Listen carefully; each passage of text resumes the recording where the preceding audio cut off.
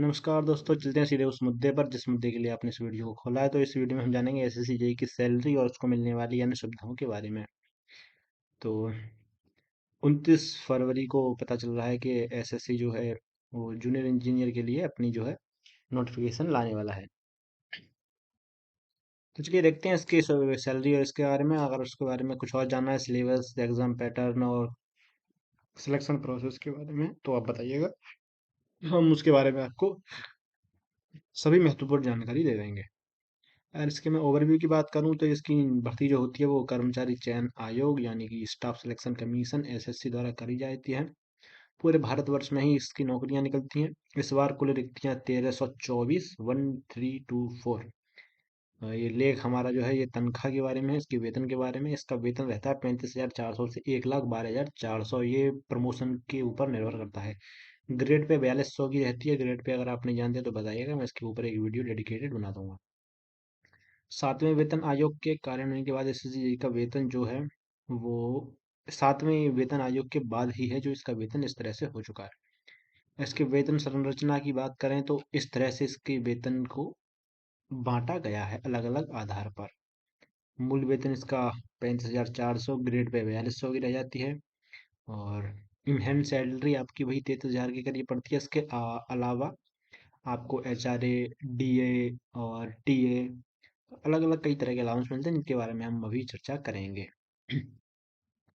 SSC के लाभ और भत्ते, पर्क एंड अलाउंस, इसके बारे में अगर हम देखें तो इसको मिलता है मकान किराया भत्ता। अगर आप ये हर सिटी के हिसाब से रहता है, एक्स वाई जेड तीन तरह की सिटियों के हिसाब से ये मिलता है।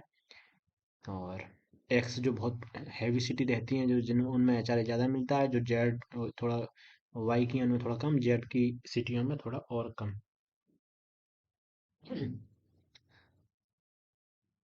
इसी तरह से आपको महंगाई भत्ता मिलता है आपकी जो सिटी रहती है उसके आधार पर भी, और कई चीज़ों के आधार पर ये निर्धारित रहता है। आपका टीए भी रहता है, ये भी आपके एक्स वाई जेड सिटियों के आधार पर ही रहता है।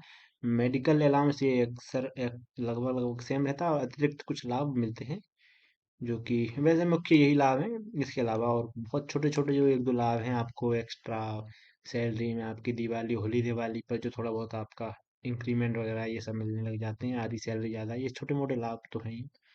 बड़े बड़े लाभ आपके ये चारों हैं। एसएससी जूनियर इंजीनियर की जॉब प्रोफाइल की अगर हम बात करें तो इसमें supervision of work, planning assistant supervisor, इसकी मैंने डिटेल यहाँ पर दे रखी है कि आप जो सुपरविजन ऑफ वर्क कार्य के सही रूप से पूरा होने की निगरानी करते हैं। आप आपके अंडर में जब कार्य होने लगता है तब ये पदों के आधार पर रहता है आपको कब कौन से पद के लिए क्या कार्य कराना पड़ेगा। अकाउंट्स आपको देखने होते हैं, अकाउंट के बारे में प्लानिंग आपको करनी होती है, कोई भी योजना बनानी है उसके बारे में स्कीम एग्जीक्यूशन आपको कराना होता है। असिस्टिंग सुपीरियर आप रह जाते हैं, उसमें आपको अपने सुपीरियर के जो अधिकारी रहते हैं उनकी सहायता करनी रहती है। टेक्निकल एबिलिटीज़ आपकी होनी चाहिए, आपको इसी फील्ड में बहुत ज़्यादा काम करना रहता है। आपकी जो मेंटेनेंस, आपको इक्विपमेंट का जो मेंटेनेंस करना होगा वो आपको करना होगा। इम्प्लीमेंट ऑफ डिज़ाइन, आपको किसी चीज़ को काम करने से पहले उसकी डिज़ाइन को आपको अपनी उस तरीके से फाइनल करना होगा।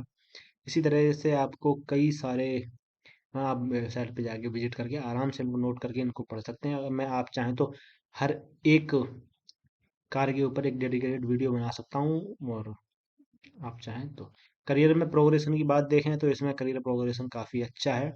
सीनियर, पहले आप सीनियर डिविजनल इंजीनियर रहते हैं, फिर डिविजनल इंजीनियर, फिर assistant divisional engineer, senior section engineer, फिर आपको जूनियर इंजीनियर का पद दिया जाता है।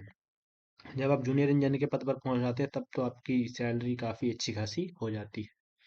तो साथियों सही है, अगर आपको किसी और की सैलरी के बारे में जानना है तो बताइएगा, या आप कुछ और जानना चाहते हैं वो हमारी वीडियो में बताइएगा। चलिए चलते हैं, मिलते हैं अगली वीडियो में, तब तक के लिए राधे राधे।